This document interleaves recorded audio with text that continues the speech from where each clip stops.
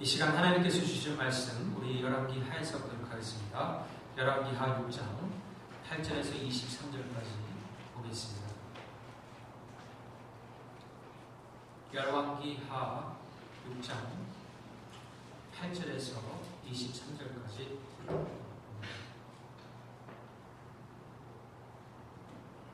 하나님의 말씀이 다음과 같습니다. 그때 아람 왕이 이스라엘과 더불어 싸우며 그의 신복들과 의논하여 이르기를 우리가 아무데 진을 치리라 하였더니 하나님의 사람이 이스라엘 왕에게 보내 이르되 왕은 삼가 아무 곳으로 지나가지 마소서 아람 사람이 그곳으로 나오나이다 하는지라. 이스라엘 왕이 하나님의 사람이 자기에게 말하여 경계한 곳으로 사람을 보내 방비하기가 한두 번이 아니지라. 이러므로 아람 왕의 마음이 불안하여 그 신복들을 불러 이르되 우리 중에 누가 이스라엘 왕과 내통하는 것을 내게 말하지 아니하느냐 하니 그 신복 중에 한 사람이 이르되 우리 주 왕이여 아니로소이다. 오직 이스라엘 선지자 엘리사가 왕이 침실에서 하신 말씀을 이스라엘의 왕에게 고하나이다 하는지라. 왕이 이르되 너희는 가서 엘리사가 어디 있나 보라. 내가 사람을 보내어 그를 잡으리라. 왕에게 아뢰어 이르되 보라 그가 도단에 있도다 하나이다. 왕이 이에 말과 병과 많은 군사를 보내매 그들이 밤에 가서 그 성읍을 에워쌌더라. 하나님의 사람의 사환이 일찍이 일어나서 나가보니 군사와 말과 병거가 성읍을 에워쌌는지라. 그의 사환이 엘리사에게 말하되 내 주여 우리가 어찌하리이까 하니 대답하되 두려워하지 말라. 우리와 함께한 자가 그들과 함께한 자보다 많으니라 하고 기도하여 이르되 여호와여 원하건대 그의 눈을 열어서 보게 하옵소서 하니 여호와께서 그 청년의 눈을 여심해 그가 보니 불말과 불병거가 산에 가득하여 엘리사를 둘렀더라. 아람 사람이 엘리사에게 내려오매 엘리사가 여호와께 기도하여 이르되 원하건대 저 무리의 눈을 어둡게 하옵소서 하매 엘리사의 말대로 그들의 눈을 어둡게 하시니라. 엘리사가 그들에게 이르되 이는 그 길이 아니요 이는 그 성읍도 아니니 나를 따라오라. 내가 너희를 인도하여 너희가 찾는 사람에게로 나아가리라 하고 그들을 인도하여 사마리아에 이르니라. 사마리아에 들어갈 때 엘리사가 이르되 여호와여 이 무리의 눈을 열어서 보게 하옵소서 하니 여호와께서 그들의 눈을 여심해 그들이 보니 자기들이 사마리아 가운데에 있더라. 이스라엘 왕이 그들을 보고 엘리사에게 이르되 내 아버지여 내가 치리이까 하니 대답하되 치지 마소서. 칼과 활로 사로잡은 자인들 어찌 치리이까. 떡과 물을 그들 앞에 부어 먹고 마시게 하고 그들의 주인에게로 돌려보내소서 하는지라. 왕이 위하여 음식을 많이 베풀고 그들이 먹고 마시며 놓아 보내니 그들이 주인에게로 돌아가니라. 이로부터 아람 군사의 부대가 다시는 이스라엘 땅에 들어오지 못하니라. 아멘.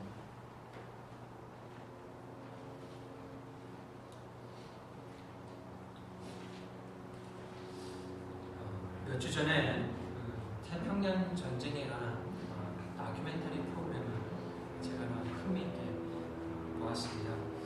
주로 태평양 전쟁하면 전에는 일본이 진주만을 습격해서 먼저 기습공격을 했고 그로 인해서 미국이 반격을 했고 결국에는 히로시마와 나가사키에 원자폭탄이 떨어짐으로 말미암아 종식이 되었다 이렇게 대충 알고는 있었지만은 이 다큐멘터리를 보는 가운데 이 태평양 전쟁 속에서 미국이 한때는 위기에 몰리기도 했었고 또 오래되는 전쟁으로 인해서 미국의 장군들 간에 분열도 있었고 하지만 그런 모든 것들이 어떻게 잘 이루어져서 승리를 거두게 되는 그런 장면들을 제가 다큐멘터리를 통해서 이렇게 보게 되었습니다. 그런데 그 다큐멘터리를 보면서 한 가지 이렇게 깨달은 것 중에 하나가 뭐냐면은 직접적인 설명은 없었지만은 전체를 보고 나니까 미국이 결국 일본을 이기게 중요한 원인 중에 하나가 미국의 첩보전이 일본보다 앞서 있고 두 번째는 미국에게 상당히 많은 물적적인 자원이 있었던 면에서 일본을 제압할 수 있었다는 그런 결론을 제가 좀 생각해 보았습니다. 특별히 태평양 전쟁에서 제가 거기에 보니까 이제 미드웨이 해전이 왜 중요한가를 깨닫게 됐는데 미드웨이 해전에서 일본을 완전히 첩보에서 앞섬으로 격파함으로 말미암아 그 다음 해전들을 연습하게 되고 이 필리핀을 미국이 다시 점령해 나가면서 일본의 물자를 묶어버리고 결국에는 이제 승리를 하게 되는 그런 상황들을 보았습니다. 오늘 본문을 이렇게 읽어보게 되면은 아람 군대를 맞아서 이스라엘이 승리를 하는 그런 사건이 기록되어 있습니다. 근데 여기에 보게 되면은 이스라엘 군대가 어떻게 보면 첩보전에서 우위를 차지하고 있었습니다. 두 번째로는 이스라엘에게는 눈에 보이지는 않지만 엄청난 하나님의 군대가 그들과 함께 있었기 때문에 아람 군대가 그들을 제압하지 못한 것을 우리가 사건을 통해서 볼 수 있습니다. 여러분, 우리에게는 이 하나님의 말씀인 놀라운 성경이 있습니다. 여러분, 이 성경은 우리에게 영적인 지식을 가져다 줄 뿐만 아니라 이 세상에서 우리가 어떠한 전략을 가지고 살아가야 될까를 가르쳐주는, 마치 성경을 많이 알게 되면 이 세상에서 많은 인포메이션보다 훨씬 더 앞선 그런 인포메이션을 얻어서 이 세상에서 첩보전에서 이길 수 있는 그런 통찰력을 우리에게도 허락해 주십니다. 그뿐만 아니라 성경을 자꾸만 읽게 되면 우리의 믿음의 눈이 떠지게 됩니다. 보이지는 않지만은 무한한 자원이 우리에게 허락되어 있음을 우리가 깨닫게 되고, 그런 하나님께서 주신 놀라운 첩보의 지식과 또 더 나아가서는 하나님께서 허락하실 수 있는 많은 영적인 무한한 자원을 가지고 이 세상에서 담대한 믿음을 가지고 나아갈 수 있는 하나님의 백성다운 삶을 살 수 있다라는 것입니다. 본문은 아람 왕이 이스라엘과 더불어 싸우고자 하는 장면에서부터 시작을 합니다. 아람 왕은 자신의 왕국을 더욱더 넓히기 위해서 이스라엘을 공격하고 있습니다. 그런데 그가 전략을 세운 것이 무조건 쳐들어가는 것이 아니라 이스라엘의 가장 우두머리인 이스라엘 왕을 먼저 죽임으로 말미암아 나머지의 이 군대를 제압하고자 하는 그런 전략을 먼저 세웠습니다. 그래서 그렇게 하기 위해서 이스라엘 왕이 잘 다니는 곳을 그가 물색을 하였고 그곳에 복병을 두게 됩니다. 그리고 그 복병들에게 만약 이스라엘 왕이 이곳을 지나가게 되면은 그 이스라엘 왕을 잡거나 죽이라고 그렇게 명령을 하게 된 것입니다. 그런데 그렇게 전략을 잘 세웠다고 생각했는데 전략을 문제가 생기기 시작했습니다. 이스라엘 왕이 갈 만한 곳에 복병들을 세워놓으면은 어떻게 이스라엘 왕이 알았는지 그곳에 자신의 군대를 보내서 방비하거나 아니면 그곳에 가지 않는 것입니다. 한 번 정도면은 우연이라고 생각할 수 있는데 이것이 여러 번 되니까 아람 왕의 불안과 근심이 쌓이기 시작했습니다. 왜냐하면 이것은 분명 나의 사람들 가운데 첩자가 있어서 내가 계획을 세우면 그것을 이스라엘 왕에게 가르쳐준다라고 생각을 했기 때문에 그렇습니다. 그래서 아람 왕이 그의 가까운 신하 신복들을 부르게 됩니다. 그리고 이 사실을 말했을 적에 그 신복 중에 하나가 이런 말을 합니다. 왕이시여, 그렇게 된 것이 아니라 우리 중에 있는 사람이 아니라 이스라엘 나라에 엘리사라고 하는 선지자가 한 명 있는데 그 사람은 신통한 능력이 있어서 왕께서 심실에서 하는 모든 것까지 다 할 수 있는 능력을 가져서 이 모든 일들이 사전에 노출되는 것입니다. 라고 그렇게 말을 하게 되는 것입니다. 우리는 매일 평범한 삶을 사는 듯해 보입니다. 하지만 사실은 우리가 늘 매일 영적인 전쟁에 노출되어져 있습니다. 저의 경우를 들면은 저에게 있어서 가장 중요한 것은 이 하나님의 말씀을 공급받아서 준비했다가 여러분들에게 전하는 그것이 가장 중요한데, 그렇기 때문에 이 하나님의 말씀을 준비하고자 하면은 영적인 싸움을 느낄 때가 참 많습니다. 어떤 때는 맥이 잘 풀려서 말씀이 잘 나가는 경우도 있지만은 어떤 때는 바쁜 마음 가운데 그 맥들이 자꾸 끊어져가지고 말씀을 준비하기가 힘들 때가 참 많이 있습니다. 또 어떨 때는 기도를 하다가 영적인 싸움에 들어가고 있다는 사실을 제가 느낄 때도 있습니다. 아마 여러분들도 마찬가지일 겁니다. 하나님의 말씀의 믿음으로 살고자 할 적에 영적인 무엇인가가 느껴지며 믿음의 삶을 못 살게 하고자 하는 영적인 공격을 여러분들이 감지할 때가 있다라는 것입니다. 이것은 제가 말씀드리는 것이 아니라 이미 에베소서에서 하나님께서 우리에게 나타내주고 있는 것입니다. 우리가 어떤 상태인지, 우리가 어떤 영적인 공격을 받고 있는지, 더 나아가서는 그런 영적인 공격을 받았을 적에 우리가 어떻게 대항해야 되는지까지 에베소에서는 우리에게 분명히 가르치고 있는데, 그 중에 하나가 하나님을 바라보면서 간절히 기도하는 것입니다. 하나님을 붙드는 것입니다. 주님의 말씀을 다시 한번 우리 마음 가운데 새기는 것입니다. 그렇게 함으로 우리는 계속되는 영적인 전쟁에서 승리를 이끌어 나가는 것입니다. 엘리사는 하나님께서 주신 능력으로 말미암아 아람 왕이 이스라엘을 죽이고 이스라엘 가운데 재난이 일어날 수 있는 모든 것들을 사전에 방기하게 됩니다. 어떻게 해요? 왕에게 적의 전략을 미리 가르쳐 주는 거예요. 하나님께서도 우리의 적의 전략을 미리 가르쳐 주셨어요. 그러므로 말미암아 그 하나님의 말씀에 따라갈 적에 우리는 우리 교회뿐만 아니라 우리 가정 가운데 맞을 수 있는 재난들을 미리 방어할 수가 있고, 그로 인해서 더욱더 플러스한 참 하나님 안에서 형통한 삶을 유지해 나갈 수 있게 된다는 것입니다. 이 일을 한 아람 왕이 엘리사가 있는 곳을 물었고, 엘리사가 도단성에 있다는 말을 듣자 그곳으로 자신의 군대를 급파하게 됩니다. 자백이기 때문에 그런 것이죠. 궁극적으로는 엘리사를 죽이고자 했던 것입니다. 아람 왕의 명령에 따라서 아주 정예의 부대가 그곳으로 갔을 것이고, 거기에서 밤새도록 이 엘리사가 있는 도단이라고 하는 그 성을 이렇게 둘러싸게 됩니다. 그리고 나서 아침까지 그 성 전체를 완전히 포위하게 된 것입니다. 아침에 이제 엘리사에게 사환이 하나 있었는데, 종이 하나 있었는데, 아침 일찍 일어나서 밖에 나가다 보니까 생각지 않았던 엄청난 많은 양의 아람 군대가 자신을 둘러싸고 있는 것을, 그 성읍을 둘러싸고 있는 것을 그가 깨닫게 되고, 거기에서부터 굉장히 놀라게 되는 것입니다. 우리는 어떤 전투에, 이렇게 전쟁에 참여를 직접적으로 하지 않았기 때문에 적의 총구리가 우리를 겨누어서 정말 죽느냐 사느냐의 그런 어떤 문제 가운데 우리가 직접 그렇게 노출된 적은 없습니다. 하지만 만약 그런 상황 가운데 우리가 노출되어서 적의 총구리가 나를 겨누고 있다고 생각하고, 그리고 한 번이라도 잘못 움직이면 그냥 죽는다라고 생각하면 그것은 정말 심각한 상태일 것입니다. 이 사환에게 있어서는 아주 절박한 그런 상태로 엘리사에게 쫓아왔던 것입니다. 그래서 이 사건을 보고하게 되고, 놀란 상태에 있었을 적에 그때 엘리사가 전혀 요동하지 않고 대답을 하면서 이렇게 말을 합니다. 두려워하지 말라. 우리와 함께 한 자가 그들과 함께 한 자보다 많으니라.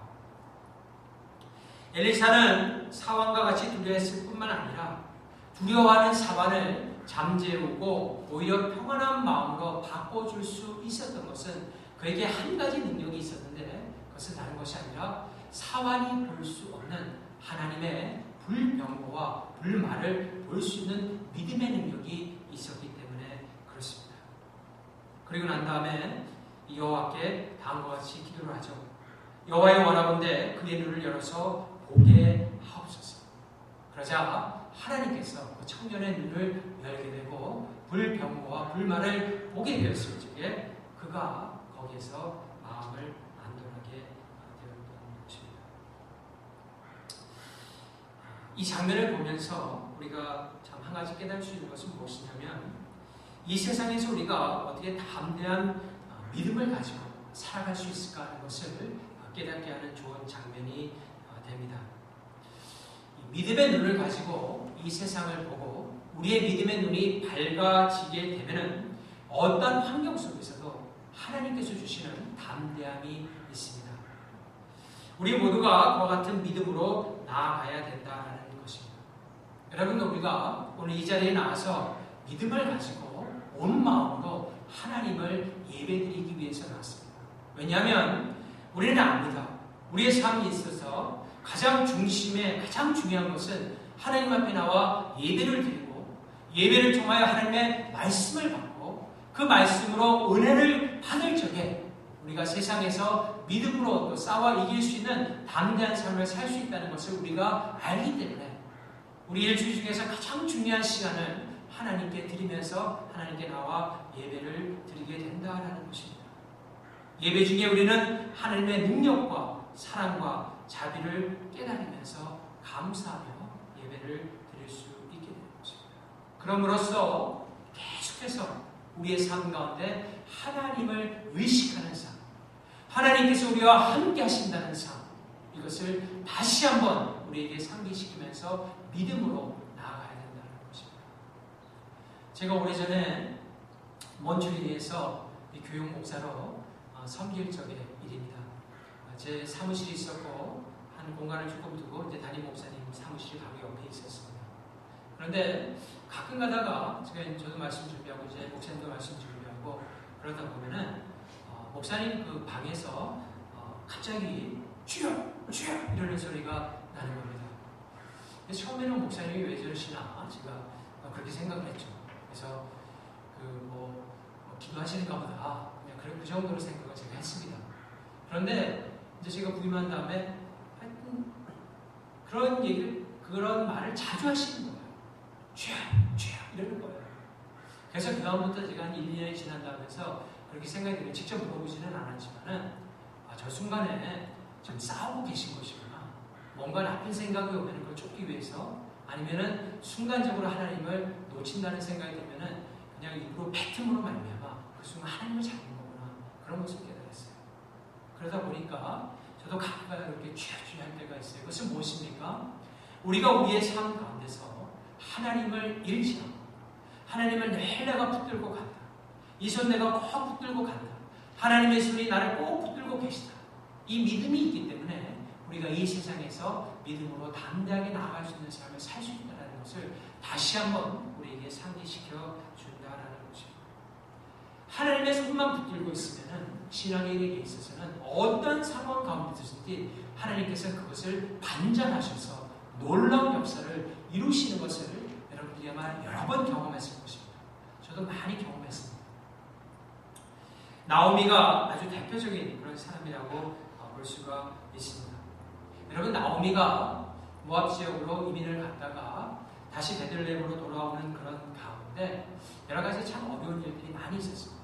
하지만은 나오미의 마음 가운데 있었던 그런 마음은 하나님에 대한 원망이나 여러 가지 있을 것들이 있을 수 있었지만은 그래도 그 마음 가운데는 하나님을 믿는 신앙이 있었고 그것을 보았던 사람이 있었는데 그 사람이 바로 룻입니다. 룻이 나오미를 따라서 베들레헴으로 가고자 했던 오직 한 가지의 결단이 있었다면 그 한 신앙이 있어요. 어머니의 그 하나님이 나의 하나님이 되고 어머니의 백성이 나의 백성이 되기를 원합니다. 이 신앙이었어요. 그러니까 다른 거 다 없고 나는 어머니의 가정에 들어가서 그 하나님을 만났는데 그 하나님이 참 좋으신 분이라는 걸 알았습니다. 우리 땅에서는 모압 땅에서는 그 하나님이 없습니다.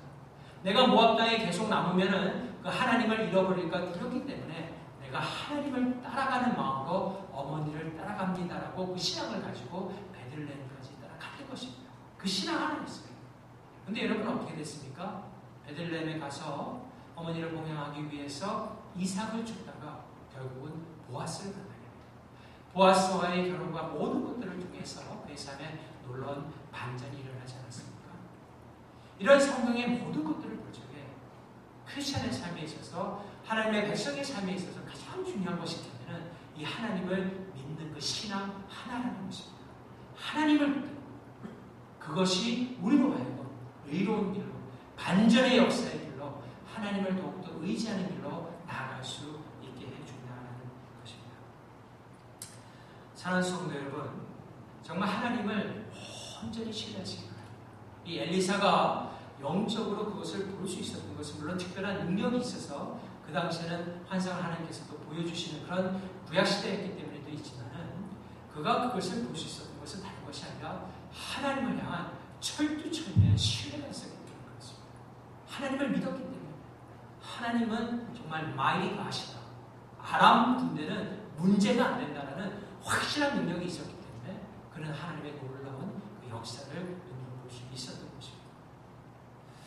엘리샤는 그의 사안을 위해서 눈을 열어서 하나님의 기이한 일을 보게 합니다. 하지만 그가 성 밖으로 나와서 아람 군대를 만났을 적에는 다르게 기도를 해요. 뭐라고 기도를 합니까? 눈을 어둡게 해달라고 기도를 합니다. 왜냐하면 그들을 다른 쪽으로 인도하기 위해서 그렇습니다. 참 놀라운 일이죠. 성에서 이렇게 걸어 나오고 하나님께 기도를 한 것이에요. 앞에는 엄청난 군대가 있습니다. 몇천 명이 있었을 거예요. 그 당시에 가장 최첨단의 병거와 말을 타고 그들이 있는데 뚜벅뚜벅 엘리사가 걸어 나가고 하나님께 저들의 눈을 좀 어둡게 해주십시오. 그 한마디에 하나님께서 모든 군사들의 눈을 어둡게 합니다. 그리고 그 사람들을 이끌어서 당신네들이 찾는 사람이 여기 있지 않고 당신네들이 가야 될 곳은 여기가 아니니까 날 따라오라 이렇게 말하니까 그 사람들이 엘리사의 말을 듣고 그냥 따라가기 시작합니다. 어디까지 가면은 수키로 떨어져 있는 이 사마리아까지 가게 되고 결국은 사마리아에 있는 이스라엘의 본용의 군대가 있는데 그 군대에 둘러싸이게 됩니다. 포위가 되어버린 것입니다. 그런 다음에 하나님께 기도해서 이제 그들의 눈을 좀 뜨게 해주십시오. 그러니까 그들의 눈을 뜨고 완전히 포위된 상태에서 도저히 싸울 수 없는 그런 상태가 되어버렸다는 것입니다. 그런 다음에 그 광경을 봤을 적에 이스라엘 왕이 이제는 엘리사에게 묻게 되죠. 내 아버지. 이 여호람이라는 왕인데요. 이스라엘 왕은 열왕기상 3장에 가면 나가는데 이 사람은 좀 그러니까 halfway 정도였어요. 악한 왕은 악한 왕인데 그래도 바울의 주상은 바울이 아니라 바알의 주상은 깨뜨리려고 했던 그런 왕이었는데 원래 이스라엘 나라가 세워지면서 건국적으로 하나님으로부터 잘못된 아합을 이 여로보암이라는 사람이 초대 왕이 잘못된 것을 졌는데 그것은 뭐냐면 세김이라고 하는 곳에 황금 송아지를 갖다 만들어가지고 이스라엘 백성들이 유다 땅으로 못 가게 한 그런 죄를 범하게 됩니다. 왜냐하면 1년에 한 번씩 유대 땅으로 자꾸 이스라엘 백성들이 건너가지고 북이스라엘 사람들이 남유다로 건너가게 되면은 혹여라도 그들의 마음이 뺏겨서 유다 땅으로 유대 나라로 귀속이 될까봐 그렇게 못하게 하기 위해서 세김이라고 하는 북부 지역의 사마리아하고 큰 지역에 송아지 주상을 만들고 이것이 여호와라고 하면서 여기에서 그냥 예배드리라고 하는 큰 죄를 범하게 됩니다. 이 여호람이라는 왕은 아버지가 아합이었는데 그 아합은 아주 악한 왕이었어요. 그런데 아합이 범했던 정도의 악은 안 범했지만은 원래 이스라엘 나라에 문제가 있었던 그 근본적인 문제는 완전히 해결하지 않은 상태에서 있었기 때문에 항상 엘리사하고는 좀 대립된 그러면서도 존경하는 그런 관계에 있었던 사람이 이스라엘 왕이었습니다. 그런데 이 사람이 와 보니까 아람의 군대가 있고 자신의 군대가 완전히 둘러싸이니까 그 순간에 이 하나님의 사람이 엘리사를 향하여서 좀 존경스럽고 또 굉장히 기분 좋은 그런 마음이 들었던 것입니다. 그래서 그에게 뭐라고 그럽니까? 아버지라고 합니다. 내 아버지요. 내가 이 사람들을 치리까? 내가 죽여버릴까요? 그렇게 물어본 것입니다. 그때 엘리사는 그렇게 하지 말라고 합니다. 왜냐하면 이미 생포된 사람을 갖다가 어떻게 보면은 이 전쟁에서 포로가 된 사람들인데 이 사람들을 마구잡이로 죽이는 것이 옳지 않다라고 그렇게 말하고 결국 그들에게 왕으로 하여금 많은 음식을 주고 먹을거리를 줘서 그들로 풍성하게 배를 채우도록 하라고 그렇게 명을 냅니다.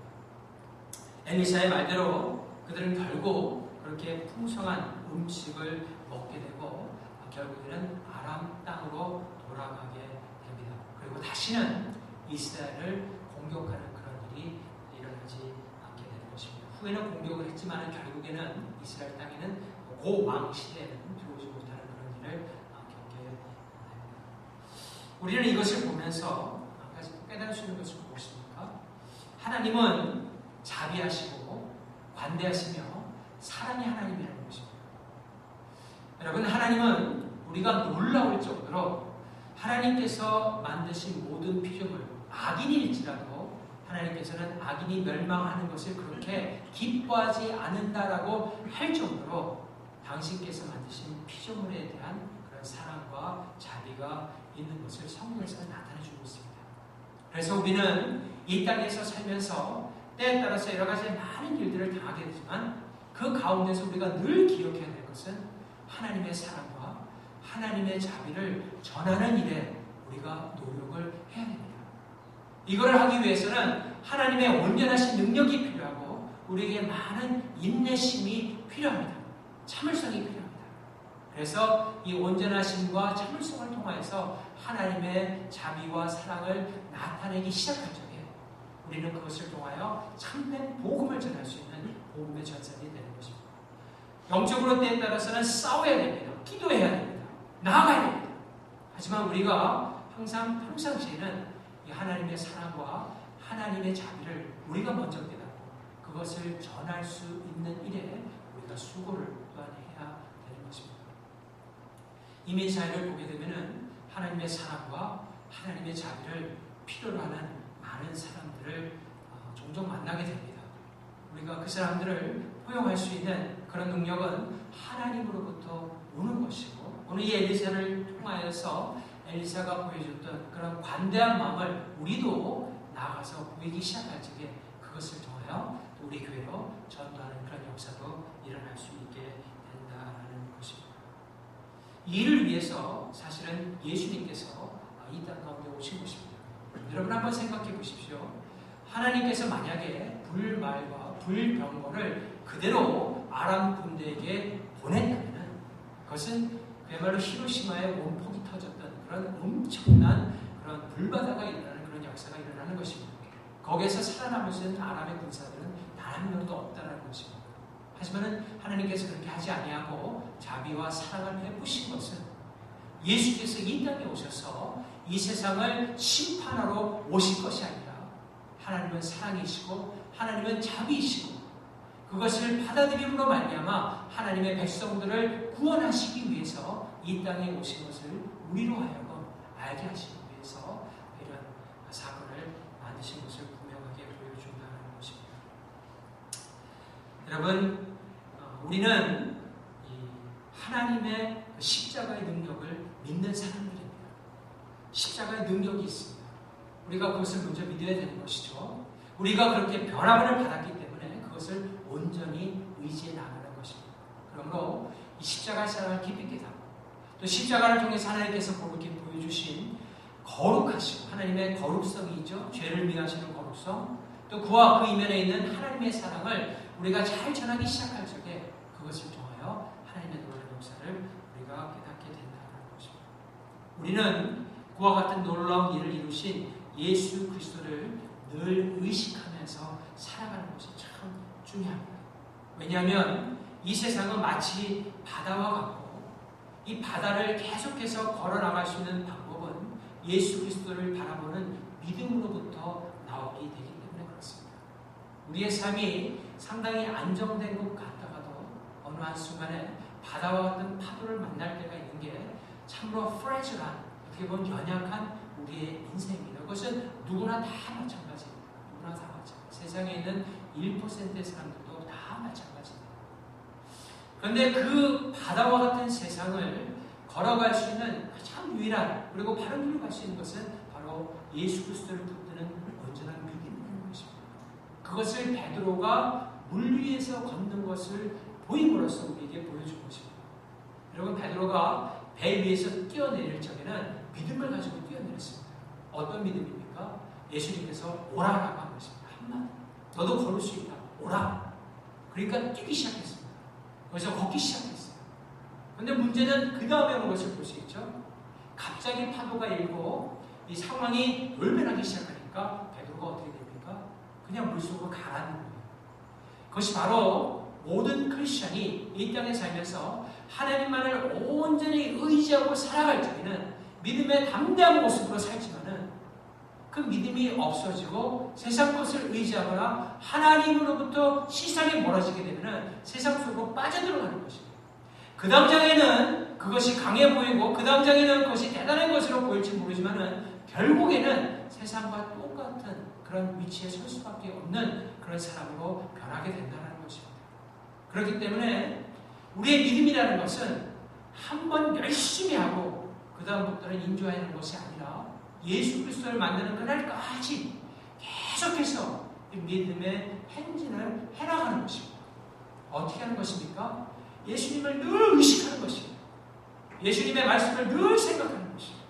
예수님께서 붙들라고 하지 않았느냐라고 말씀하신 것을 늘 기억하는 것입니다. 네가 나를 떠나서는 아무것도 할 수 없다는 것을 심각하게 여기고 내가 주님께 정말 붙어있는가를 늘 생각하면서 가는 것입니다. 이것이 바로 믿음의 거성이 되었던 믿음을 처음 시작하는 사람입니다. 누구나 그런 마음의 자세를 가지고 해야 되는 것입니다. 왜냐하면 이 세상은 바다와 같고 더 나아가서는 마귀가 많은 사람들을 현혹하여서 지옥으로 끌려가고 하는 엄청난 그런 사건들이 우리 눈앞에 있기 때문에 그렇습니다. 사랑하는 성도 여러분, 우리가 그와 같은 이 세상의 바다 위에서 예수님을 의지하면서 나아가면 어떻게 되는 것입니다. 그러면 지금까지도 우리가 그랬듯이 어떤 상황 가운데서도 그리스도께서 우리를 온전히 이끄시는 그 역사로 말미암아 믿음으로 승리해 나갈 수 있게 된다는 것입니다. 그래서 히브리서 기자가 뭐라고 그럽니까? 우리가 시작할 때 확신한 것을 끝까지 견고히 잡고 있으면 그리스도와 함께 참여한 자가 된다라고 히브리서 3장 14절에서 우리에게 권고하고 있는 것입니다. 사랑하는 성도 여러분, 우리에게 자비하심과 사랑을 베푸시는 그 하나님 아버지를 온전히 의지하고 새롭게 출발하는 이 한 주간에도 주님과 함께 동행하는 여러분 다 되시기를 주님의 이름으로 축원합니다. 기도하시겠습니다.